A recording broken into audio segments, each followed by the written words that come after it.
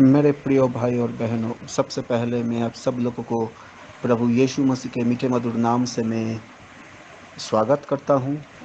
और मैं खास करके प्रभु यीशु मसीह को मैं धन्यवाद देता हूं कि प्रभु ने आज इतना सुंदर दिन हमारे बीच में लेके आया और हम सब भाई बहन को वो इसी दोपहर के समय में एकत्रित किया और उसके जीवित कलाम से कुछ सीखने के लिए।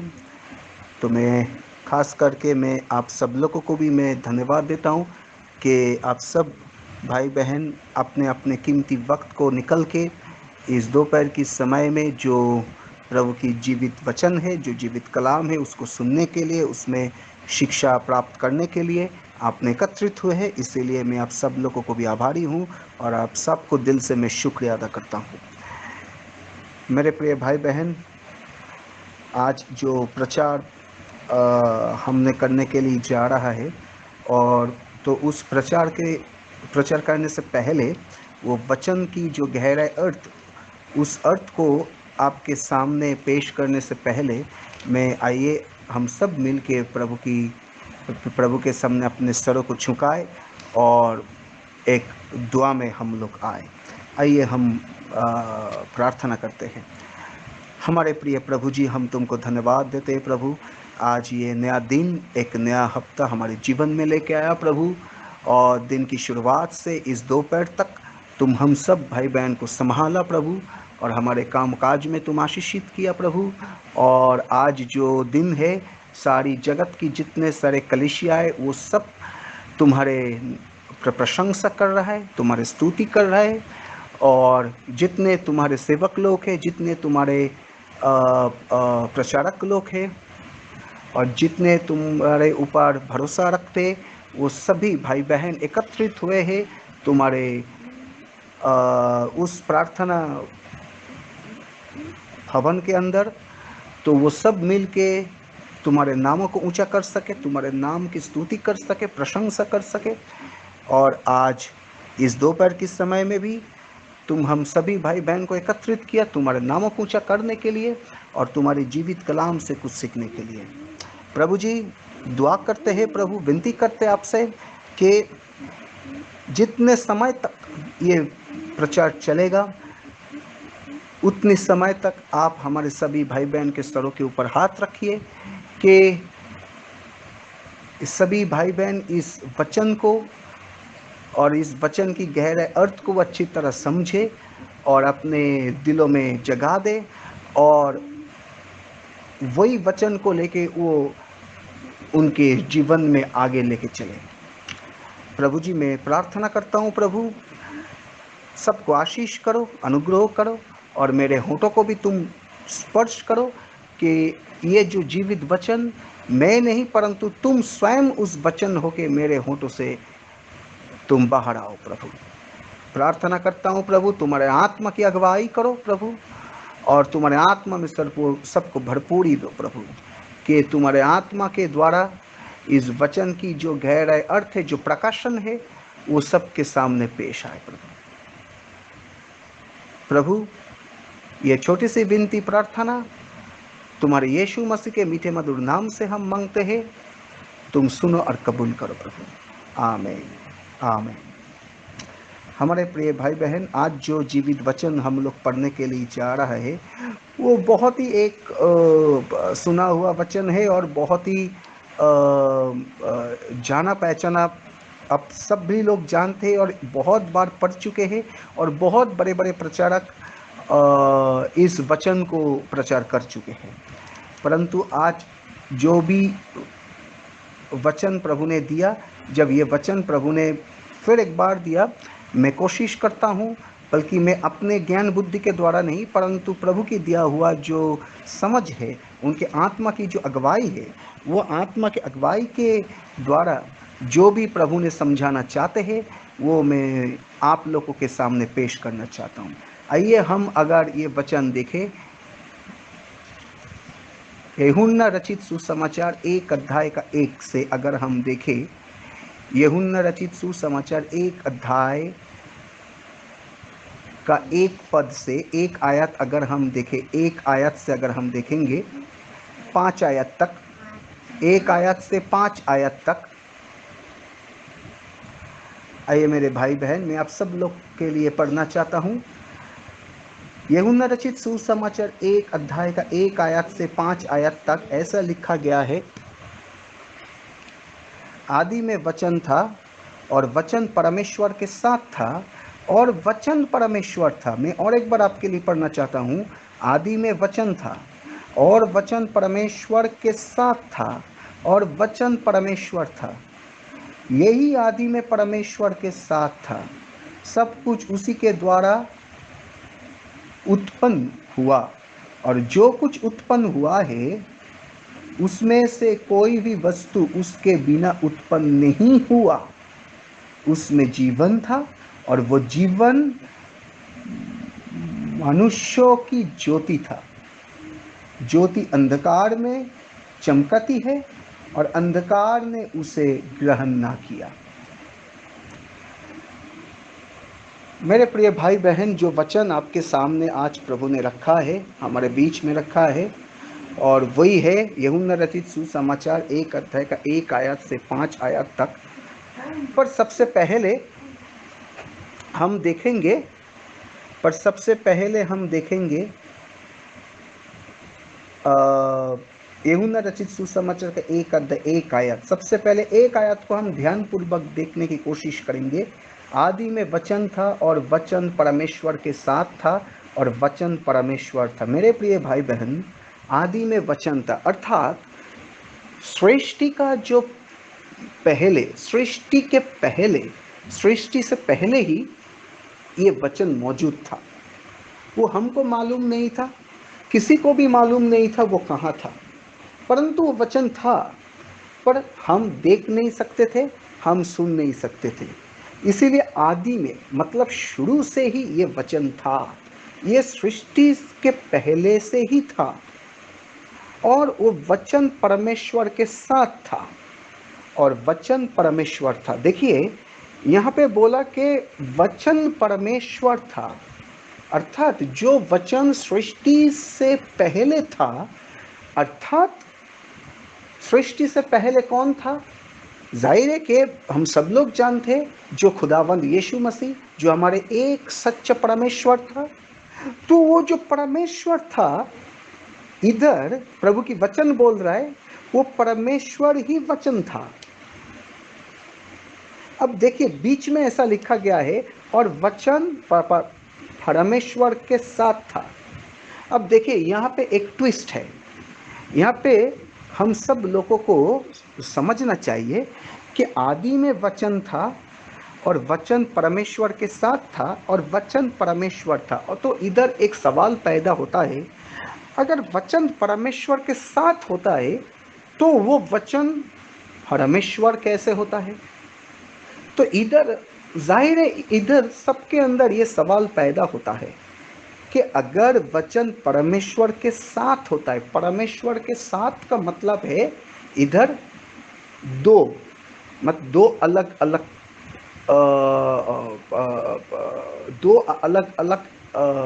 मतलब चीज, मतलब एक है वचन, दो है परमेश्वर, दो अलग अलग एक इंस्टिंक्ट है। तो इसीलिए मैं अब सब लोगों को मैं बताना चाहता हूँ कि वचन परमेश्वर के साथ था। इधर बाइबल में बोल रहे वचन परमेश्वर के साथ था और वचन परमेश्वर था। अगर आप लोगों के अंदर ये सवाल ज़रूर पैदा हुआ कभी भी, अगर पैदा कभी भी नहीं हुआ तो आज तो ये सवाल उठता है और उठना भी चाहिए। और ये जाहिर है कि अगर वचन परमेश्वर है, अगर वचन ही परमेश्वर है तो ये वचन परमेश्वर के साथ कैसे रहता है? अगर हम बोलते हैं कि ये व्यक्ति मेरे साथ है, इसका मतलब है हम दो हैं, हम दो अलग अलग हैं। इसका मतलब अगर वचन परमेश्वर के साथ है मतलब वचन और परमेश्वर दो अलग अलग है। अगर वचन और परमेश्वर दो अलग अलग होता है तो वो वचन परमेश्वर कैसे होता है? तो इधर एक ट्विस्ट है और ये सच बात यही है कि असली अगर ग्रीक बाइबल अगर हम लोग देखेंगे, एकदम असली ग्रीक बाइबल, तो ग्रीक बाइबल में वो शुरुआत का जो ग्रीक में जो बाइबल लिखा हुआ था, ये जो नया नियम लिखा हुआ था, तो शुरुआत में जो ग्रीक भाषा में लिखा हुआ था, तो वो ग्रीक भाषा में ऐसा कभी नहीं था कि वचन परमेश्वर के साथ था।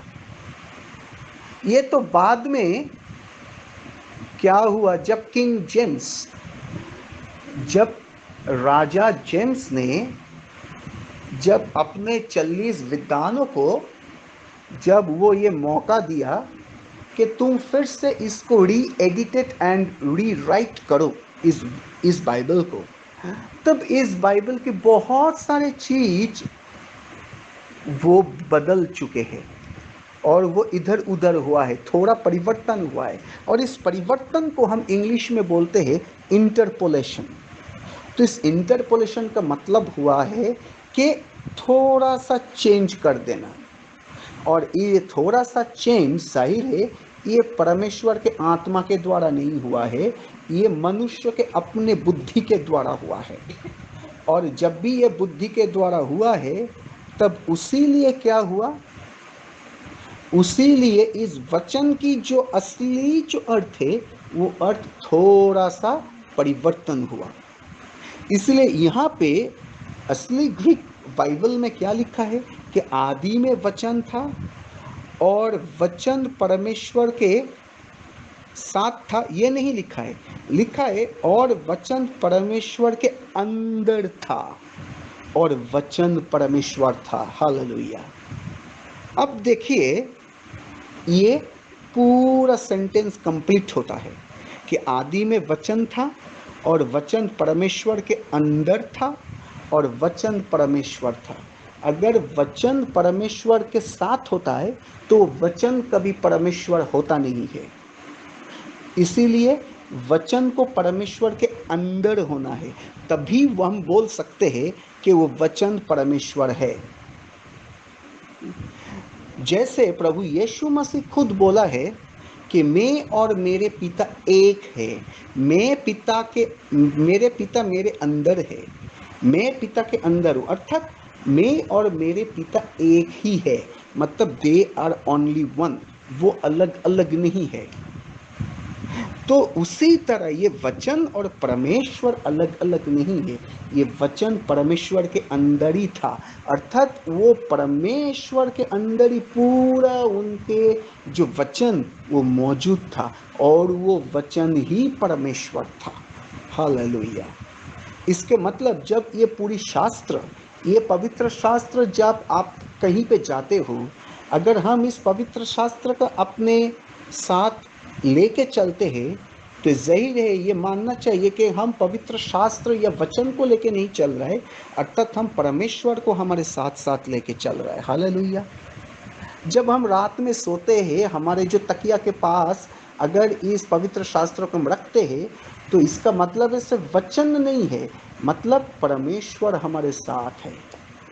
हमारे सर के ऊपर अगर किसी जगह में इस पवित्र शास्त्र का हम रखते हैं, तो इसके मतलब है ये वचन या पवित्र शास्त्र हमारे सर के ऊपर नहीं है, ये वचन है, ये परमेश्वर है, परमेश्वर हमारे सर के ऊपर है।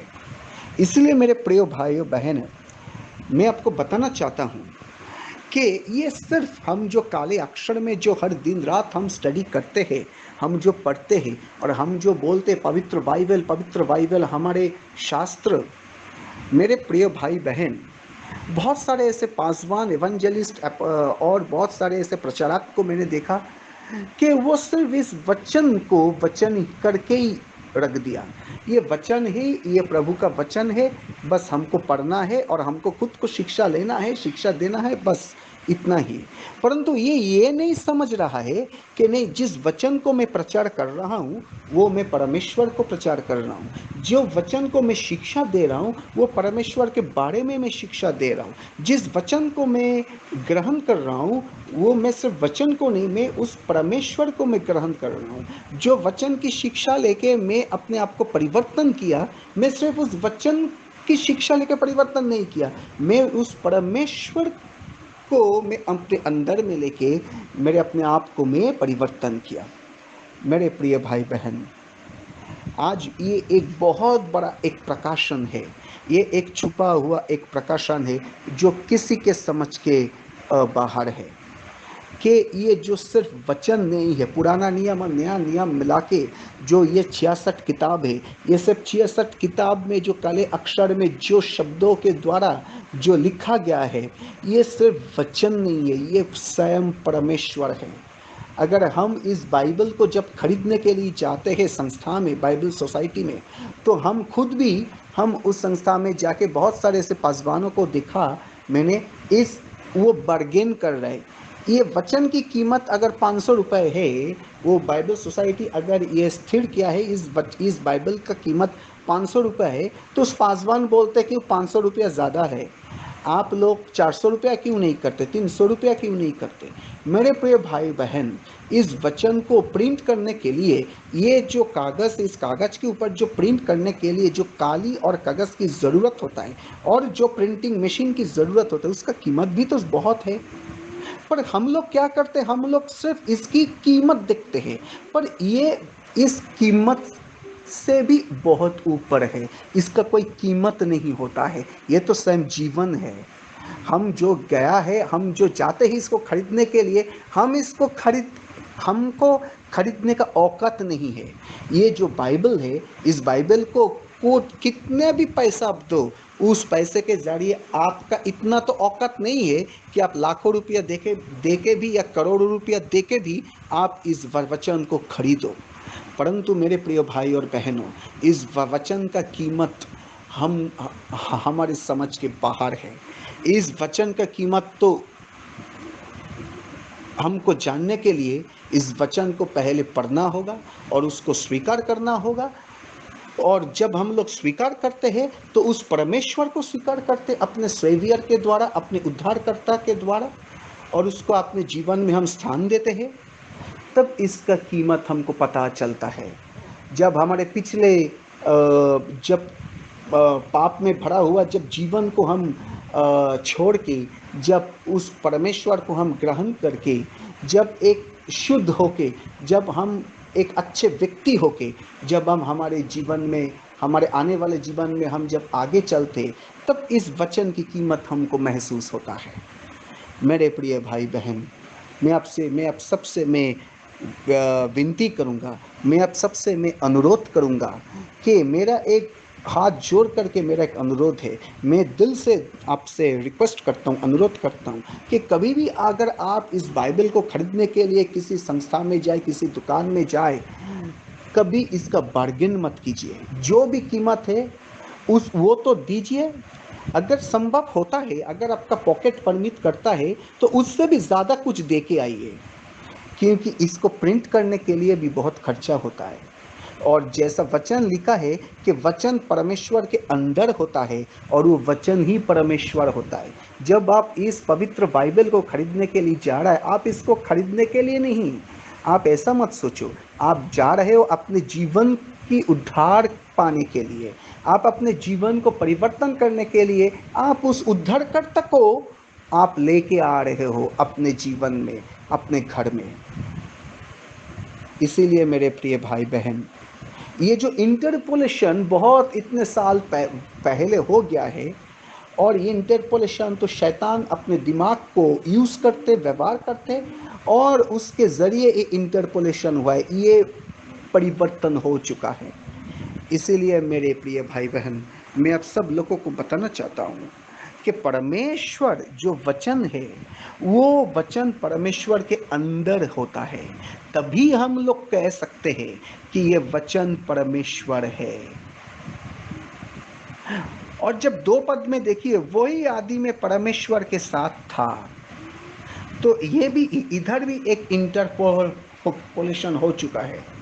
वो क्या हो चुका है कि वो आदि में परमेश्वर के साथ था नहीं, ओरिजिनल ग्रीक बाइबल में ऐसा लिखा है कि वो आदि में परमेश्वर के अंदर था और सब कुछ उसी के द्वारा उत्पन्न हुआ है। किसके द्वारा उत्पन्न हुआ है? उस परमेश्वर के द्वारा उत्पन्न हुआ है। और जो कुछ उत्पन्न हुआ है उसमें से कोई भी वस्तु उसके बिना उत्पन्न नहीं हुआ। किसके बिना उत्पन्न नहीं हुआ? उस वचन के बिना, उस परमेश्वर के बिना। जो वचन परमेश्वर है, वो परमेश्वर के बिना, उस वचन के बिना कुछ भी उत्पन्न नहीं हुआ है। उसमें जीवन था। किसमें जीवन था? उस वचन में जीवन था। क्यों जीवन था? क्योंकि वचन परमेश्वर के अंदर था। क्योंकि परमेश्वर के अंदर हमेशा जीवन होता है मेरे प्रिय भाई बहन। और फिर क्या है? उसमें जीवन था और वो जीवन मनुष्यों की ज्योति था। जो जीवन के बारे में हम आपको बता रहे हैं, यहाँ पे पवित्र शास्त्र बोल रहा है, बता रहे, वो जीवन मनुष्यों की ज्योति था। मनुष्यों की ज्योति था वो जीवन।